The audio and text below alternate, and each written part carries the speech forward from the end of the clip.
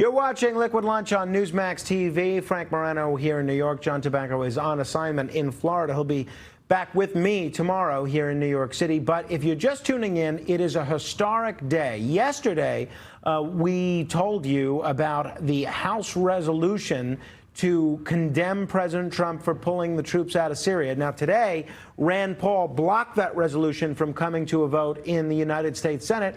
You might ask, well, is it as bad as everybody thinks? Did hellfire and brimstone rain down upon the Kurds? Well, some great news. No matter your politics, no matter where you are in the world, today, after an hours-long meeting with President Erdogan, Vice President Pence and Secretary of State Mike Pompeo are announcing right now in Turkey that the Turkish have agreed to a ceasefire with the Kurds. Let's go live to the Vice President right now from Turkey.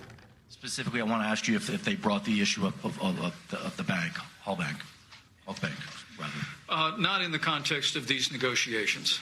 I think when we had concluded the negotiations, the topic was raised, and we informed them that that was a matter for the Southern District of New York and the Justice Department. But let me say that the concessions that the United States made have to do with the fact that the President had made it clear that if there had not been a ceasefire today, there would have been a new round of massive sanctions against Turkey. And you'll see in the agreement that on the basis of the pause of 120 hours, a ceasefire over the next 5 days, that we will not be implementing additional sanctions during that period of time. Once we have a permanent ceasefire, following the orderly withdrawal of all YPG forces, the United States also agreed to withdraw the sanctions that were imposed on several cabinet officials and several agencies earlier this week. To be clear, though, just to nail this down, so it was simply the sanctions that would be removed. Nothing else was offered or given to the Turks. Right.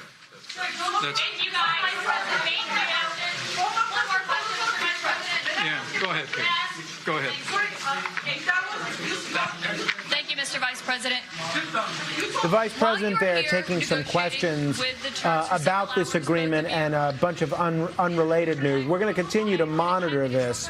We'll break away from the Vice President and the Secretary of State right now. We're going to continue to monitor this, and you could bet you'll see coverage of this throughout the day on Newsmax TV. But I watch this, and to me, this shows more than anything else what a buffoon Lindsey Graham is.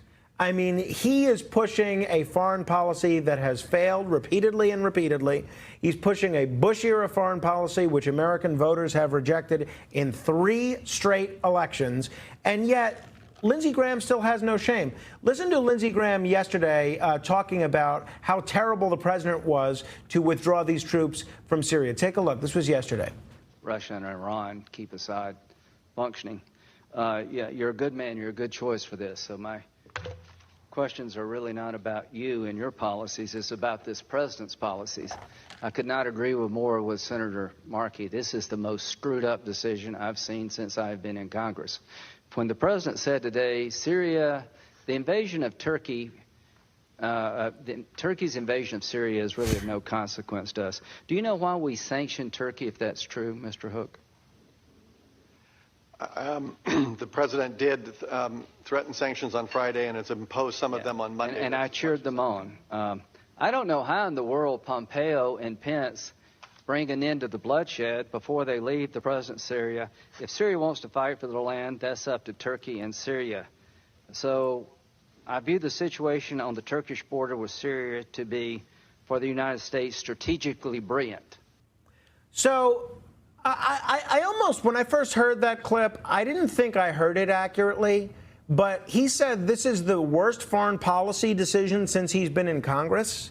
Lindsey Graham ought to get a clue. How about the Iraq War? How about the disaster in Libya? Libya is now a training ground for terrorists. I think what you're seeing today, this announcement of a ceasefire, proves it was exactly the right decision. All right. This has been a lot of fun over the course of the last 2 hours. This will be my last time in this Newsmax studio. We're moving studios. We're moving on up to the east side, literally.